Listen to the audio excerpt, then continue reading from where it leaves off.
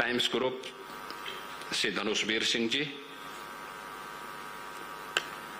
आज के इस कार्यक्रम में विशेष रूप से उपस्थित उत्तर प्रदेश सरकार में मंत्रिमंडल के मेरे सहयोगी श्री असीम अरुण जी, प्रदेश सरकार के एडवाइजर से Awanish Awasthi ji, additional chief secretary home Shri Sanjay Prasad जी,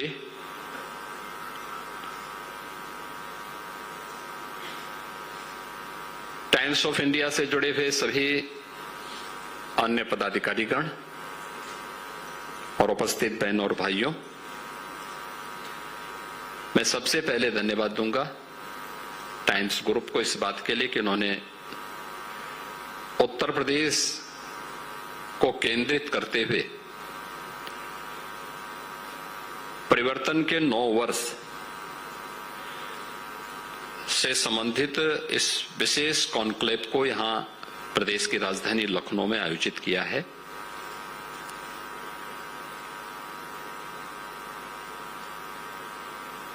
ये वास्तव में 9 वर्षों की उस यात्रा के बारे में वर्तमान पीढ़ी को अवगत कराने का भी एक महत्वपूर्ण माध्यम है, जो आज से 9 वर्ष पहले टीनेजर्स था, यानी जिसकी उम्र उस समय 10 वर्ष रही होगी, आज वह 18 वर्ष का हो चुका होगा, यानी बालिग होने की दिशा में अग्रसर हुआ है। तो नाबालिग से बालिग होने वाली उस पीढ़ी को उस उत्तर प्रदेश के बारे में अवगत कराने का है, जो आज से 9-10 वर्ष पहले अपने अभिभावक का, अपने माता पिता के हाथ पकड़ करके अपनी स्कूली लाइफ का प्रारंभ कर रहा था। इन 9 वर्षों में क्या परिवर्तन हुआ है, ये वास्तव में वे लोग नहीं समझ पाते हैं जो वहां की व्यवस्था से जुड़े होते हैं, क्योंकि उनके पास वहां के खट्टे मीठे अनुभव होते हैं, तो वह व्यक्ति उसको बहुत अच्छे ढंग से नहीं अनुभव करता। लेकिन जो व्यक्ति उस एक पीरियड विशेष के बाद वहां आता है, उसको परिवर्तन दिखाई देता है। अगर मैं कहूं कि भारत आज से 500 वर्ष पहले तक दुनिया की सबसे बड़ी अर्थव्यवस्था था, तो लोगों को लगेगा कि ये तो मैं गलत बोल रहा हूं, लेकिन ये सच था। आज से 500 वर्ष से लेकर के 1500 वर्ष पूर्व तक दुनिया की अर्थव्यवस्था में भारत की जो हिस्सेदारी थी वो लगभग 44 से 45% था।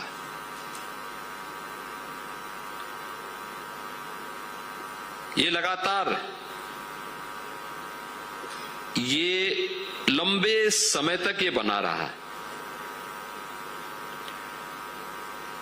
कारण क्या था? याद करना, जीवन के प्रत्येक क्षेत्र में जब सामूहिकता देखने को मिलती है और सभी व्यवस्थाएं एक दूसरे के साथ समन्वय करके आगे बढ़ती हैं, तो उसके बेहतर परिणाम भी आते हैं। भारत के अंदर दुनिया के सबसे अच्छी लैंड और जल संसाधन थे। परंपरागत खेती, अलग अलग क्षेत्र में अलग अलग प्रकार की खेती होती थी, यानी पेट भरने के पर्याप्त संसाधन थे। हाँ, ये सही था कि भारत की एक बड़ी आबादी खेती किसानी पर प्राचीन काल से ही निर्भर थी, लेकिन आर्थिक उन्नति होती तब है जब उसके साथ साथ आपके पास मैन्युफैक्चरिंग पावर भी हो, उसकी ताकत भी हो। और इसके लिए उद्योग धंधों का भी हो सकता है बहुत बड़े उद्योग न रहे हो, लेकिन लघु, सूक्ष्म, लघु और मध्यम उद्यम का एक बेहतरीन तंत्र था, यहां डेवलप किया गया था। उस प्रकार के कारीगर, उस प्रकार के हस्तशिल्प, ये उसका एक बहुत अच्छा ताना बाना भारत के पास मौजूद था। भारत से बनी भी इन वस्तुओं को व्यापार करने के लिए भारत का व्यापारी उसको न केवल भारत के अंदर, बृहत्तर भारत में एक स्थान से दूसरे स्थान तक लेके जाता था, बल्कि दुनिया के बाजार तक भी पहुंचाने का काम करता था। जब भारत के पास ये ताकत थी कि वहां पर अच्छी खेती बाड़ी, खेती किसानी हो, मैन्युफैक्चरिंग की ताकत हो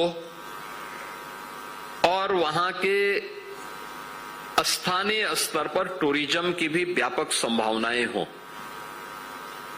तो उसको दुनिया की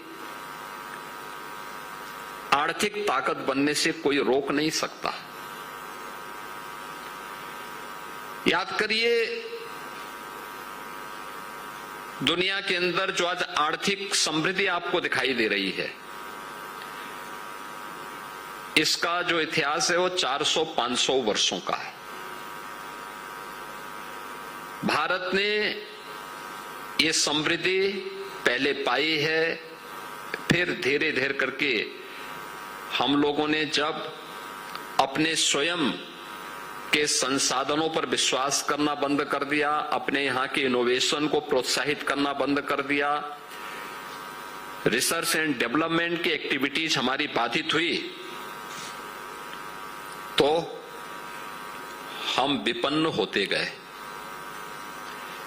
हमारे यहां तो टूरिज्म किस रूप में जाता था, यानी मान्यता क्या थी?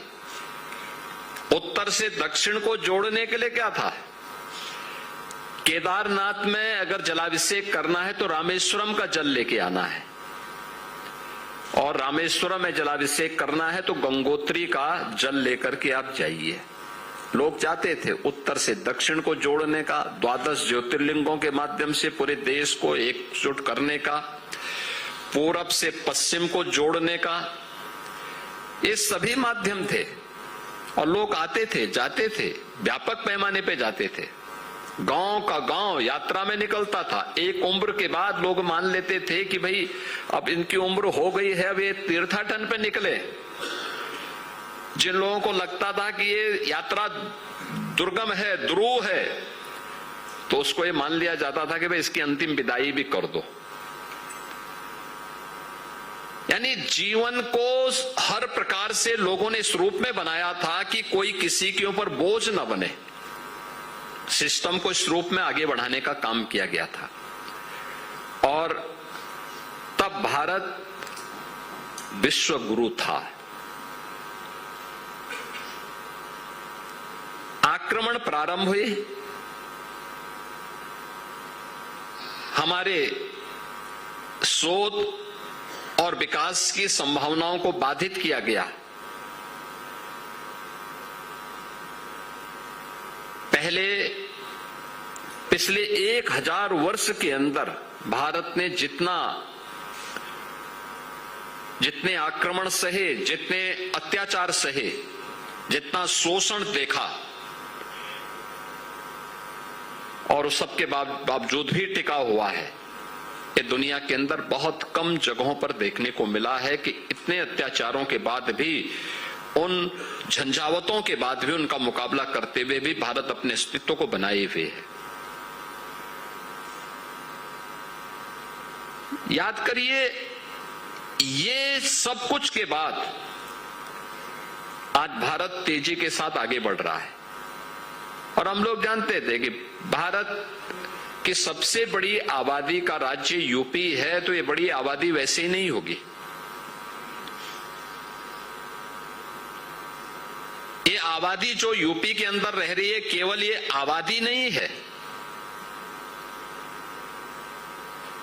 इसके पीछे वे कारक भी हैं जो यहां की समृद्धि में महत्वपूर्ण भूमिका का निर्वहन कर सकते थे, कर सकते थे, लेकिन उसको उचित प्लेटफॉर्म आजादी के बाद यहां का राजनीतिक नेतृत्व देने में विफल रहा है। परिणाम क्या है? एक प्रकार की भ्रम की स्थिति चारों ओर बनी हुई थी। उत्तर प्रदेश जैसे राज्य में,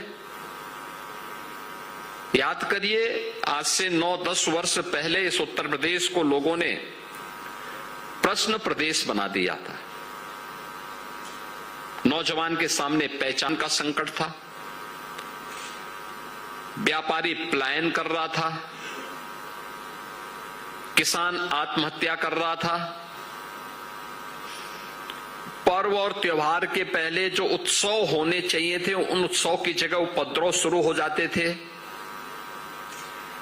दंगे फसाद होते थे,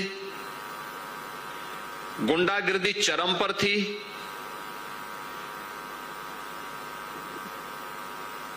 सरकार के पैरेलल, उसके समानांतर माफिया और गुंडे प्रवृत्ति के तत्व सत्ता का संचालन करते थे। कोई नियुक्ति में पारदर्शिता नहीं थी, भाई भतीजावाद था, बिजली नहीं मिल पाती थी, सड़कें नहीं थी, जो परंपरागत उद्यम थे वे दम तोड़ रहे थे, सरकार की कोई पॉलिसी नहीं थी, न नियत थी और न कोई नीति ही थी। परिणाम क्या होना था? उत्तर प्रदेश को बीमारू राज्य बनना ही बनना था।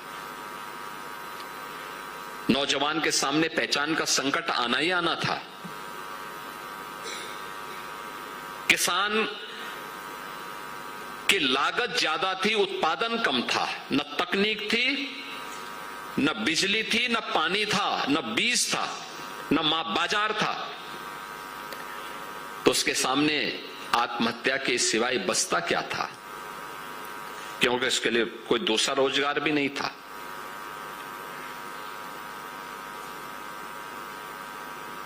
उन स्थितियों में 2017 में अराजकता भरे उस माहौल में, निराशा के उस माहौल में, असुरक्षा के उस माहौल में प्रधानमंत्री मोदी जी के आह्वान पर उत्तर प्रदेश वासियों ने विश्वास करके उत्तर प्रदेश में एक डबल इंजन की सरकार बनाने के लिए अपना आशीर्वाद दिया। सरकार बनी। सरकार बनने के बाद हम लोगों ने,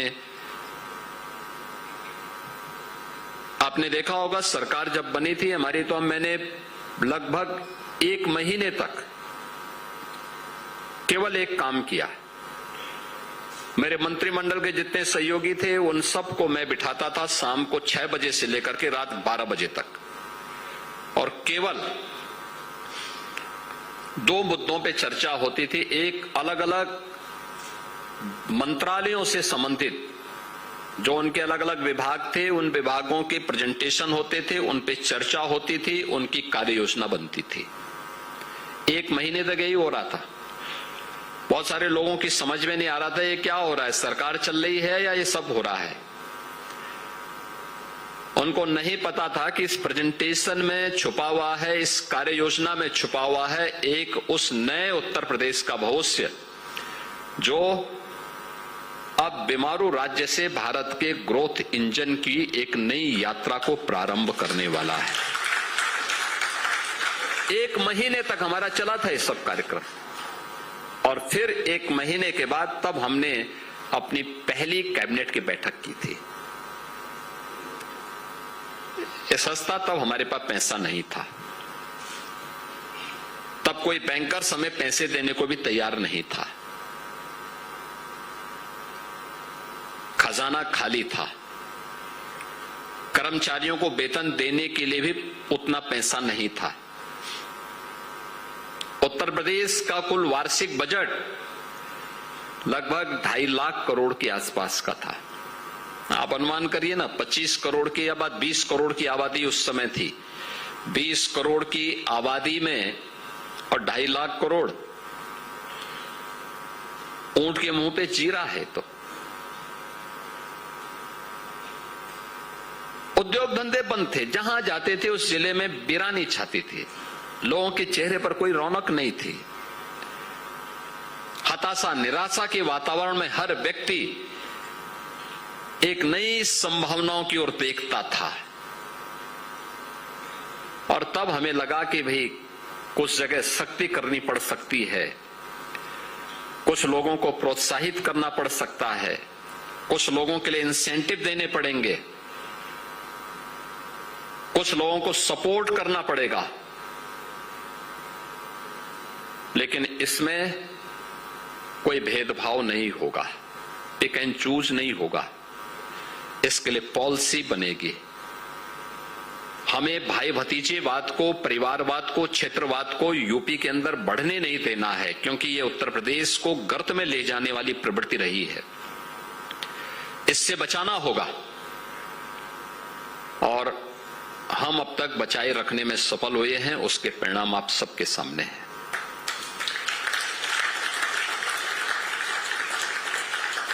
आज मुझे बताते हुए प्रसन्नता है कि उत्तर प्रदेश अब किसी भी सेक्टर में आप जाएंगे, किसी भी सेक्टर में आप जाएंगे, किसी भी क्षेत्र उसमें आप जाएंगे, आपको यूपी के अंदर डेवलपमेंट का भी, सुरक्षा का भी,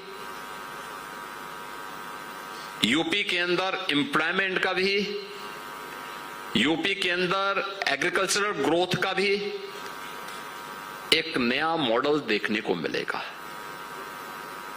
एक नया मॉडल देखने को मिलेगा। अब विकास केवल लखनऊ में या वाराणसी में या गोरखपुर तक सीमित नहीं है। 75 के 75 जनपदों में विकास एक साथ प्रारंभ होता है, एक साथ चलता है। बिजली अब केवल लखनऊ, प्रयागराज या किसी एक जनपद में नहीं, सभी 75 जनपदों में और सभी 58,000 ग्राम पंचायतों में समान रूप से मिलती है। कोई भेदभाव किसी के साथ नहीं है।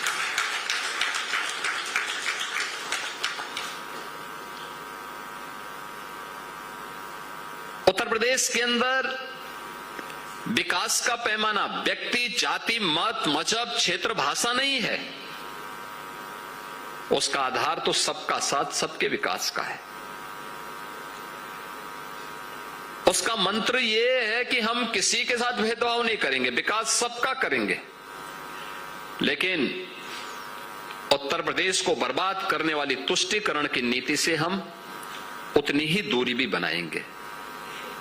अपराध और अपराधियों के प्रति जीरो टॉलरेंस की नीति जो पहले दिन हम लोगों ने अपनाई थी, वो लगातार जारी है।